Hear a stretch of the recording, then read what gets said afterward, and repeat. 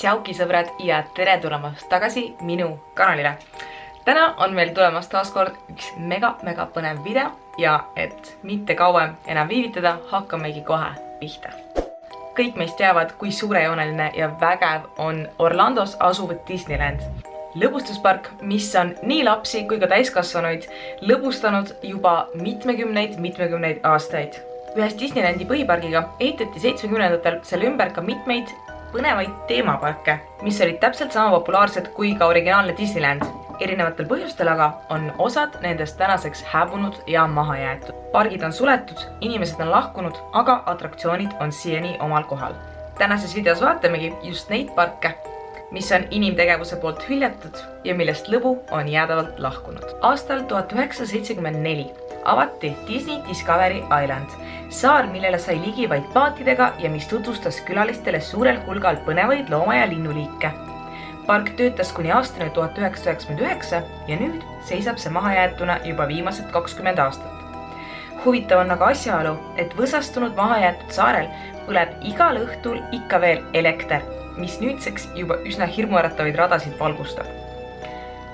Saare hiirgaegadel asusid seal mitmed loomadega seotud vaatamisväärsused, näiteks papagoidega lindude show, suur alligaatorite ala ja rannaäär täis Galapagose kilpkonni. Saare rannaribal oli ujumine aga keelatud, lubatud oli vaid kindlatel aladel jalutamine.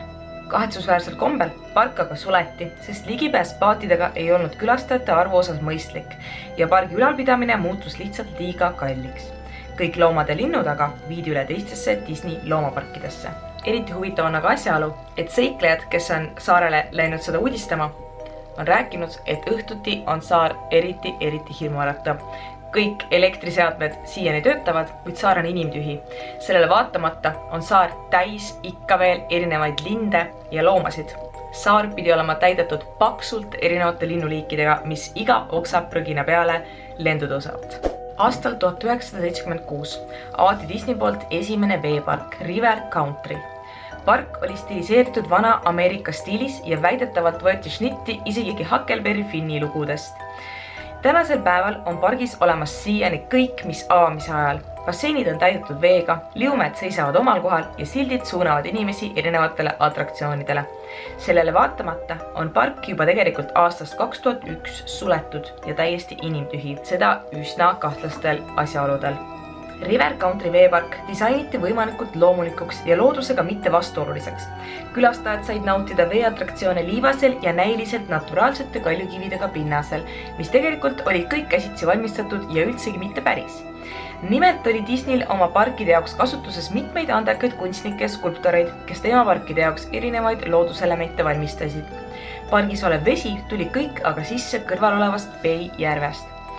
Pargi avamisaegadel oli piletihinnaks lapsele $3, mis arvestades inflatsiooni teeks tänapäeva hinnaks $12 ja täiskasvanutele $4 ehk tänapäeval umbes $15. Minu meelest suhteliselt soodne arvestades tänapäevaste veeparkidega. Olgugi, et park oli oma aja kohta tõeliselt eriline ja palavalt armastatud, juhtusid seal mõned tõsised õnnetused, mille tõttu pargi maine tõeliselt langes. Aastad 1982 ja 1989 võtsid pargis 2 poisi elu. Nimelt oli ka juba varem tõstatatud teemasid pargi ohutusnõuete kohta, sest mõned atraktsioonid olid väga järsud ja vajasid tõeliselt head ujumisoskust. See saigi kahjuks 2 poisile saatuslikuks.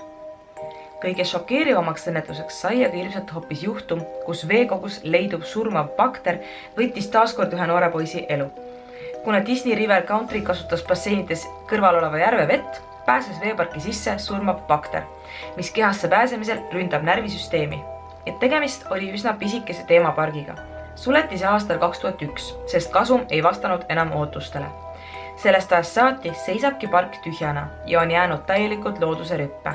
Puiduskonstruktsioonid mädanevad, liivased rannad on täitunud taimestikuga ja basseinid ei ole enam eriti kutsuvad. 3. Disney teemapargina räägime hoopis Jaapanis asuvast Nara Dreamland pargist. Tegemist ei ole tegelikult ametliku Disneylandi pargiga, vaid hoopis selle koopiaga, mis pidi muinasjutusõpru meelitama hakkama Jaapanis. Park avati aastal 1961 ja suleti 2006 vähese külastatavuse tõttu. Aastal 1950, kui Jaapani ärimees Kunitsu Matsuo Ameerikat külastades esmakordselt Disneylandi nägi, oli ta sellest täiesti vaimustatud ja tahtis tolleaegsesse Jaapani pealinna Narasse midagi sellist püstitada. Koostöös Walt Disneyga nad seda tegidki.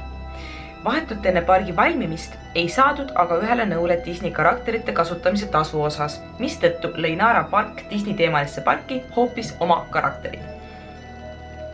Park oli originaalile ülisarnane, omades enamusi põhiatraktsioone nagu uinuva kaunitari loss, Matterhorni mägi ja palju muudki.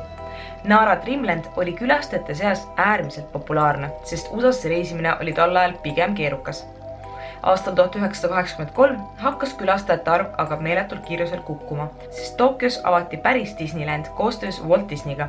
Peale seda, kui 2001. aastal avati Tokyos ka teine Disney teemapark, langes Nara Dreamland külastatavus algse 1,6 miljoni pealt aastas 400 000 külastaja peale aastas.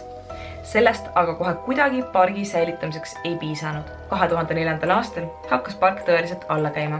Paljud poed suleti, atraktsioonid roostetasid ja 2006. aastal see lõpuks ka suleti.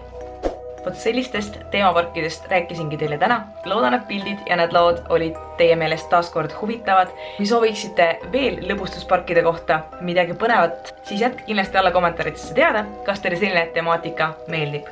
Tänaseks aga ongi minu poolt kõik. Aitäh, et vaatasite ja näeme juba varsti jälle järgmises videos. Tšau!